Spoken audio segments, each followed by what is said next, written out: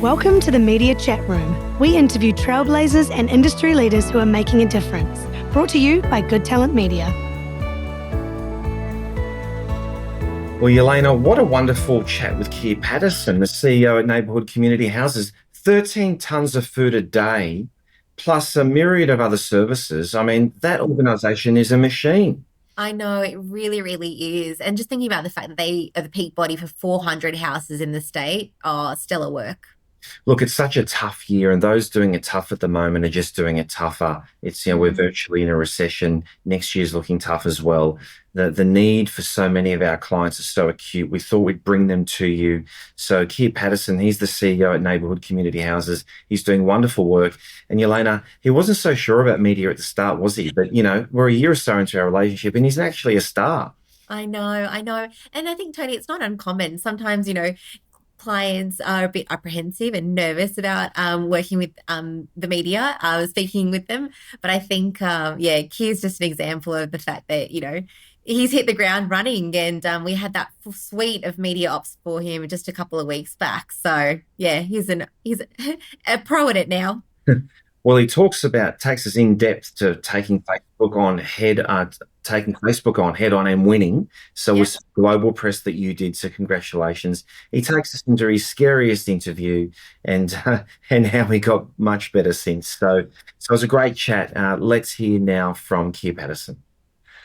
Well, welcome to the Media Chat Room. It's great to be here again. We've got some wonderful company this week. We're joined by the CEO of Neighbourhood Houses Victoria, Keir Paterson, and also one of our star account directors in Jelena Avramovic. And guys, and Jelena, in welcoming Keir in, although we're talking cavoodles and staffies and all manner of things in the pre-chat, Keir's doing so much important work when it comes to vulnerable cohorts and people in need. Yeah, he really is. I think the work that Keir's been doing at Neighbourhood Houses Victoria's been doing, it's really positioning it as a place for connection, isn't it, Keir? I mean, I think the services and the way that you're able to bring the community together at the different houses is amazing.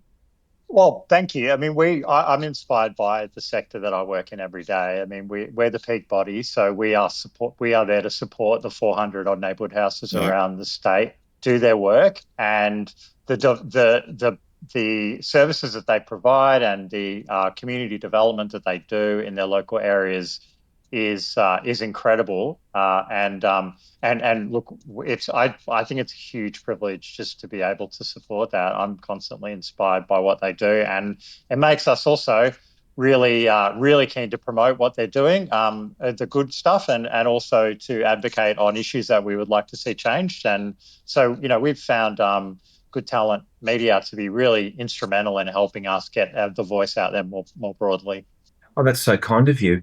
But I guess in tough economies, people doing it tough do it tougher.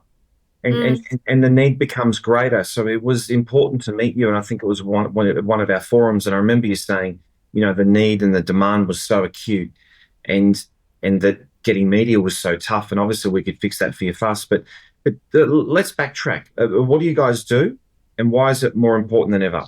Yeah, so the neighbourhood houses around the state, as I said, there are 400 of them. They're roughly divided between about 200 that are in Metro Melbourne and about 200 that are in regional and rural Victoria. Including 20% of those, or 80 houses, that are actually in rural communities of 3,000 people or less. So they are the main, if not the only, community organisation often in their local areas. And neighbourhood houses were set up by local groups in their community to respond to community needs. And so every community is different. So the neighbourhood house that supports that community is also going to be different. But ultimately what it comes down to is connection, social connection between people, and also connection to your community and the ability to contribute to your community through volunteering. And guys, we really live, unfortunately, in an economy, don't we? Not necessarily a community. It's tough, it's competitive. You have to be very competitive, to put resources together. And not everyone's blessed. Everyone has different stories. And so it's tough. Like, we don't live in a community where connection and caring for each other is just an automatic no-brainer, right? Unfortunately, we've got to set up organisations to care for people. So, Keir and so many other kind people. But that's the hard bit, Keir, isn't it? Well, that's right. Mm. Yeah, and look, but I guess our approach, so the difference with neighbourhood houses is they are place-based areas in their local communities. So typically, it started in mainly sort of in the 1970s and 80s, although there are still new neighbourhood houses opening today. And it was often groups of women that got together to address really urgent issues in their communities around childcare, around women's economic participation, around learning, and often safety of children and women experiencing domestic and family violence. And so that's our heritage.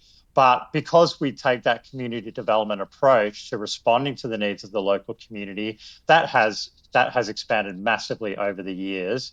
And what we've seen really since COVID, or in fact during COVID, is the incredible explosion in demand for food relief and other forms of material relief. Initially, it was during COVID because a lot of people couldn't work and weren't eligible for government supports. And then it has really, off the back of COVID, has really been ramped up by the cost of living crisis, where we were doing a ton a day of food relief during COVID. By 2022, that had increased to 10 tonnes a day and is now around 13 tonnes a day.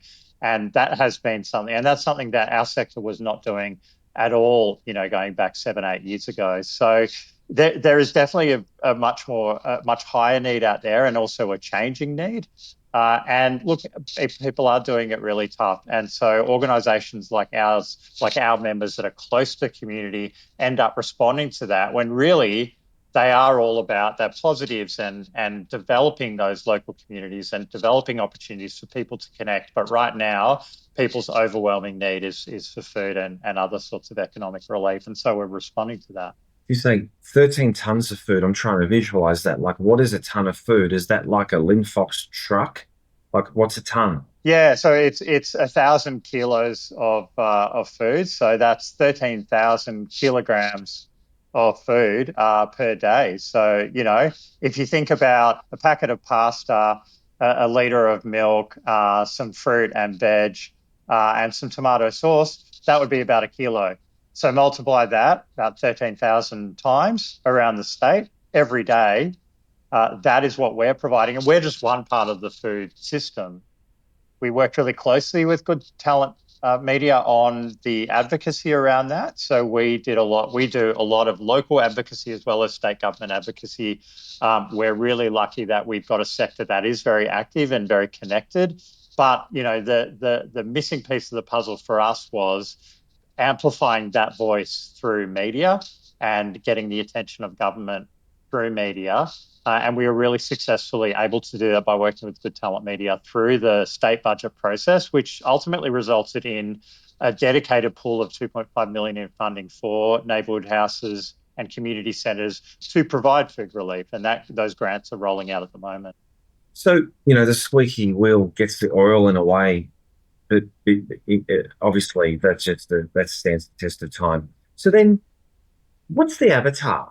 So of the avatar meaning, the demo. What's the situation of what's the 3 or 4 different avatars of people that you help or families that you help? Again, it's very, very diverse. So it will range from young children. So we run a lot of playgroup, childcare activities for preschool age children. We are increasingly running programs for school age children and often for particular cohorts. There's been an explosion of like code clubs and gaming clubs often for kids who might be neurodiverse. So we've seen an explosion in that sort of activity. We've got programs for, as I said, like women's health programs, programs for young mums.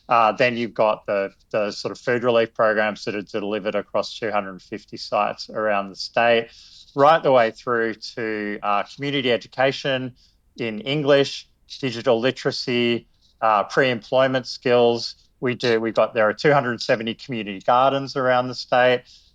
Neighbourhood houses and community centres are the largest provider of physical activity to Victorians over 65. So it's, as you can see, a massive amount of activity and hugely diverse. And we capture that we do an annual measure of that through a community value survey that every neighbourhood house in the state complete. We've got basically 100% completion. And that shows us that of the value that we can measure, every dollar in state government funding we get translates to $20.50 in community value. That's the incredible return that government gets and that communities get from a small amount of investment from the state government in our members. And Jelena, you do a lot of work across so many vulnerable cohorts and worthy charities. And I think it's interesting because whoever's getting all the media, people sit on the outside of that and go, oh, but we could never get that. And they've always got all these, and actually, Keir, when I met you, you gave me so many good reasons why you couldn't get media. I don't know if you remember, but you're sitting on the outside looking at it. Oh, we could never get all that. That's sort of impossible. But what is it about Keir and his organisation that makes it possible? Look, I think also just taking a step back, Tony, I think it's such a misconception. I think we can work with so many different organisations to help them tell their story. I think sometimes organisations tend to look very inward and can be maybe a bit daunted by the process. And I think that's why we work so well with a lot of orgs, is we really are an extension of that team and kind of working with them to help identify those stories and kind of the best mechanisms to tell them. But I think going back to your question, Tony, about working with Keir, I think it's the breadth of stories that we're able to tell, with Neighbourhood Houses Victoria. It's the connection, it's social isolation. We did work, obviously, in the lead up to the state budget. Most recently, we worked with you guys and got a fantastic media run with our David and Goliath Neighbourhood Houses Victoria v Meta story. I think it's really just working with Keir and the team to just identify those stories and mapping them out properly and then getting them out in a really timely manner. Yeah, if I could add to that, I'd just say I agree with what Jelena said. But one of the things that we've found good about working with Good Talent Media is, we knew that we had stories, but we're always quite reluctant to lead with the negative. Because our sector is all about looking at individual strengths, about community strengths, and how the communities can bring the power and the strengths that they have to deal with the issues that they're facing, that we're all facing. And so because of that, we've always been a bit reluctant to really promote, people who are vulnerable or suffering or in need as a way of getting coverage or getting more funding, because we are actually all about harnessing the strengths of individuals in the community, and everyone has them, and everyone has something to contribute, rather than taking that deficit-based approach. And really what we found is, Good Talent Media has been really good at translating that into stories where we can where absolutely we it's part of the story to show the individual impact that might have had on a person or a family, but in a way that is really respectful and really promoting the community strengths, rather than, to use the term, poverty porn, which, you see a bit of in advocacy, and something that we're always very mindful to stay away from, because we are all about really emphasising the community strengths and the power that already exists. And you can readily do that, but you're right, through a problem lens, you can do that. The media does have a problem lens. If you start through that, then you can get your stuff. So then, genos, they end up pretty bashed up units in the end, but they all start out wanting to make things better. They're all trying to make a difference. So that's why they always start with problems. So, have you ever had that feeling, that 24-hour feeling that the tax man's putting his hands in every pocket, always on the take? Yes, that sinking feeling when he seems to be vacuuming up all your hard-earned cash. Well, it's time to switch things up. At Tax Talk, we move you from that taxiety feeling to becoming tax savvy. Tax Talk can help you turbocharge your results, improve your financial intelligence, and you'll certainly stop leaving money on the tax man's table. It's not just about saving a few dollars. It's about grabbing the opportunity for a better result. You can think of Tax Talk as your personal tax Yoda, helping you navigate a better way forward. Why let the tax man have all the fun? Remember, at Tax Talk, we remove your taxiety. Now, this is something else that comes up all the time. We can't do media because we're funded by the government. We don't want to upset them. How has it worked for you, Keir, doing lots of media? How does the government respond to that? We work very closely with the government. So, Neighbourhood Houses funded by the state government to the tune of around about $45 million a year. Which, across 400 neighbourhood houses does stretch pretty thin. So that's around about 100,000 per, which has got to keep their doors open for 25 hours typically, which can be a challenge. And so we're always advocating for more funding. But we're also, we don't there's always a very fine line, I think, as an advocacy organisation to walk. You want to be advocating for your members. Sometimes that's most effectively done within the tent, so working directly with government. Sometimes that is actually by criticising or by advocating for a change in policy. And we do both, and we're very upfront with government that we do both. And there are no surprises, so they know what our advocacy asks are. They know that when we'll be going out to the media, we let them know, and make sure that we maintain relationships there. But I think ultimately also it's about we are funded by the government, but we're funded by the government to do advocacy, to advocate on behalf of our members, and so we do that. But we always do it from a respectful place and try and take that kind of critical friend role when we are calling for changes in government policy or funding, but also importantly giving credit where it's due, like for the direct response to our ask for 2.5 million in food relief funding. That was something that the state government delivered and delivered in accordance with what we had asked for, because we were able to advocate for a real need and they recognised that need, and we have the credibility that they will listen to us and say, well, we think you're right, not only about the need, but about the amount. And so we're able to work with them to develop that pool of funding and the guidelines around it. It's terrific, isn't it? It's a lot of money to raise, isn't it? That's fantastic. We've done that across a lot of sectors. And when I get that feedback, I go, wow. I go home and tell my wife, because I kind of forget what we do in a way. And the guys tell me, so to my wife, a couple mil, it's not bad, is it? And I'm a bit tense because I know we've all got dogs and they could be barking at any point. This interview could be over at any second. I've got Bronte the Cavoodle, unusually quiet. You've got a poodle as well. Keir, what have you got in the background there? We've got Arlo the Spoodle right over here on the left, yeah. Could blow up at any moment. and Jelena, you got the scary dog. I've got my scary dog, Xena. Yeah, I put her in the other room, though, just because I didn't want her to disturb us, given we were in the flow. Might have to get ours up on our laps to calm them down a little bit. Keir, in the interviews you've done with us so far, what's the scariest one been? I think the first time I did live radio, that was pretty scary. I've done a bit of media in the past and have done media training like a lot of people. But I think that the live radio was something that I hadn't done a lot of, whether it's, and I've now done it kind of on the phone, in the studio, in my car, by the side of the road. I've done a fair bit of it, but it's that feeling that anything, you could be asked anything and you're kind of on live radio, and you've really got to think on the spot, which is which is always a little bit more stressful. I will say though that the worst part is always listening back or watching back and hearing yourself, even though it's all done and dusted by that stage. You can't really make any mistakes. That's the worst part for me. Most people, I hate the sound of my own voice and I hate seeing myself on camera, but you just got to get over that. I'm the same category. Like, I don't want to look at myself and hear myself. And I think the broadcaster's rule is to never watch your stuff back straight away. Give it a few days. That's a good tip. Yeah, if you give it a few days, because let's be honest, you get into media because you're a narcissist of some kind. You want more love. You've got a big ego, right? So, but watching your stuff, it's just as insecure. So watching your stuff back straight away, devastating. But if you give it a few days, you might think it's all right. That was actually pretty good. I think you've had a bit of a break.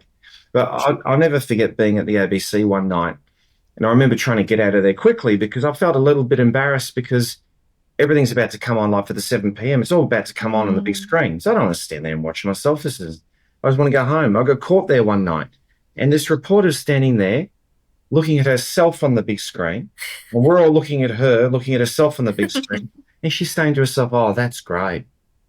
Oh, that looks so good. That sounds so good. And I'm looking at her thinking, I wish I had a fraction of your confidence. I could not relate to feeling like that. I think what's also been really good is just, we're there ultimately to amplify the voices of the neighbourhood houses as well. And so we've been able to get them involved in I think all of the stories that we've produced. And look, I think that's where our authenticity and credibility comes from as well, to be honest. I do work in my local community, but I'm not working in a neighbourhood house. I'm not on the front line. And so it's really important that, we're hearing from people on the front line who are experiencing these issues, both the good and the bad, every day, and amplifying their voices. And that's something that's, really, if I were to say like one of the big positives that's come out of it, it's been that. You're so right, because media done well, it's not about you at all. That takes the ego right out of it. You're actually really trying to help. So that's perfect. Hey, Jelena, you spent a long time at GoFundMe and you've got a lot of media experience. What are some of your what are your war stories? What comes to mind playing in the media space? Yeah, look, I think I've actually never been interviewed as part of an organization, so I'm very much always kind of behind the scenes. But I think like the way that I work with Keir or with other clients, I think it's also about knowing with those media opportunities what it is that you want to say. Do you know what I mean? I think, typically, you've secured the media op, or we've worked with you to secure the media op. And I think it's just really understanding what do you want to say? What's that kind of call to action as well? And then I think once you do that and do that well, I think then you also, number one, your confidence goes up. And then typically as well, you really start to build that rapport with journalists and with other media organizations. And then they know, oh, I've got another story coming up about, social isolation or X, Y, and Z. And then they're happy to kind of refer back to talent, such as Keir and things like that. So yeah, I think it goes both ways. Gets a big momentum, doesn't it? Once you're totally. Keir, once they can see and hear that you are good talent, you're reliable. Because the biggest fear for journos is that the people they're interviewing are rubbish. Like that's a huge fear, because it's a waste of time. You can't use this. Politely listen and then find another interview to actually use. But once you actually confirm good talent, great, reliable resource can keep coming back to you. Don't have to talk to the PR agency. Go straight to Keir. That's okay. You get that's the win you get out of being courageous. You've got it's true. Like fortune favors the bold. You've been brave enough, so you can get long-term benefit out of this. And Keir, what's the biggest response you've had so far? Like, partners, kids, mum, dad, really? So, what are they coming up with? Well, you do. I mean, you do have a bit of, I saw you on the TV last night. Like it still has that sort of, it still has it still has that kind of halo around being on TV and free-to-air TV. And like just quietly, I'm someone who, I don't watch a lot of free-to-air TV, to be honest, like a lot of people I think now. But just the fact that you're on that, it's kind of iconic, isn't it? Like being on Channel 9 or Channel 7 News. But so I think though for us, like the recent story on Facebook and the issues that we were having with Facebook is a really clear example where we were able to get an outcome really quickly. And you can really quickly see how the media attention we were able to garner led to that outcome with Facebook. So the situation was bizarrely around the end of August, our all of the neighbourhood house and community centre, community house, however they describe themselves on Facebook, their pages were being when you search for them, it would come up with a warning about selling drugs. And we can only guess that this is something to do with the criticism that Facebook was getting because of its marketplace function and, as potentially somewhere where people were buying and selling drugs. And so they put this kind of blanket ban on certain phrases. One of them was neighborhood houses or community houses, which must be like a US kind of drug terminology or something. But we were finding that was a problem, not just here in Victoria, but right across Australia. We couldn't get any response from Meta or Facebook as a result of the inquiries that we were putting in. Facebook doesn't have an email address or a central 1-800 number that you can call. They're kind of like they're just sort of completely unaccountable. And so really the last resort that we had was to try and get media attention on this issue luckily, it is kind of a weird issue. So it had that sort of novelty factor, and the media were pretty interested. We did TV, radio, the Herald Sun, leader papers, and we, within 3 days, or certainly within 3 working days, all of those warnings had been lifted from our Facebook pages, which was a fantastic outcome and happened really quickly. And not just an impact here in Victoria, but around Australia. And also we were hearing from organisations as far away as Ireland that they had also been having this issue. So it's potentially had a global impact potentially. But the weird thing is we didn't hear once from Facebook through that whole process.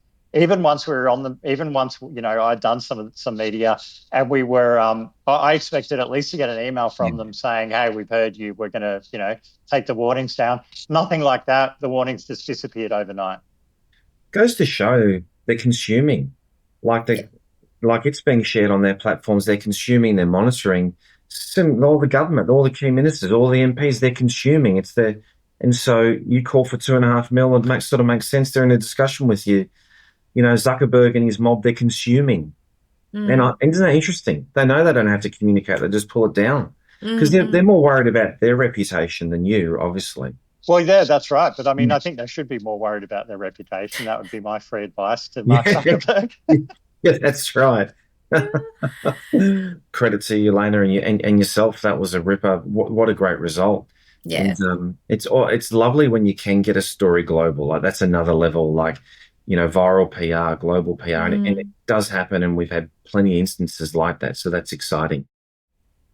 At V&J Menswear, our aim is to offer a holistic approach to dressing a gentleman from head to toe, whether it be for a casual affair, a formal affair like a wedding, whether you require items to be made from scratch, be it tailor-made, or buying off the shelf. Our aim is to ensure that not only are you in an ambience that is welcoming and also inspiring, but also our aim is to educate in the process of dressing a gentleman. Well, and I just wanted to finish just on the fundraising piece. So it's state government funding, and when does it replenish? And how do your tactics change through the year based on what you're delivering and when the new budgets come down? Sure. Yeah. Well, so, I mean, we have pretty diverse funding. So we do have the core ongoing funding, which really enables neighbourhood houses to stay open, is from the state government.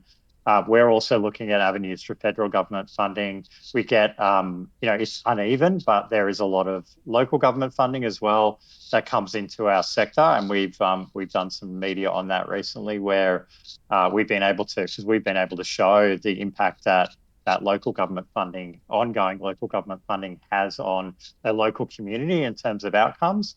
And so, we've been able to try and attract some media on that. Really, we focus mainly on the annual budget cycle. So we're at this stage now ramping up for the next budget. We will, as all peak bodies do, we'll put in a budget submission, and we'll be looking for. I mean, the biggest factor as far as our funding goes is partly around the funding rules. So for every 25 hours, and it's a weird system, but it's based around opening hours. So for every 25 hours of opening that is funded by the state government, each neighbourhood house is expected to deliver 50 activity hours for that. So kind of double the return on that. And so, we want some of those funding rules to change because they're putting, with the shift particularly to food relief and some of those other services, the activity hours is probably less relevant now. And so we're seeking to have that removed. But ultimately, costs are just rising faster than the funding can, and community need is rising so much faster than our funding is indexed that every year we kind of end up further and further behind.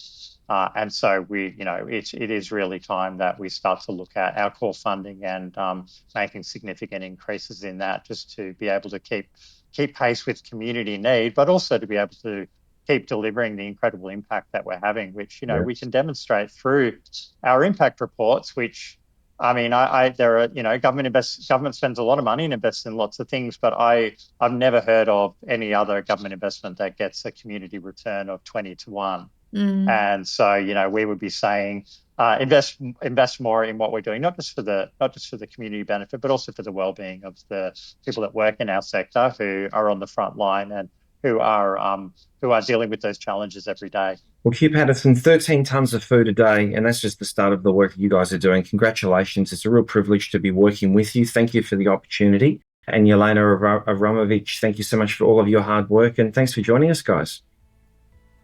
Thanks, Thank Tony. you. Thanks, Jelena. Thanks, Keir. Thanks, Tony.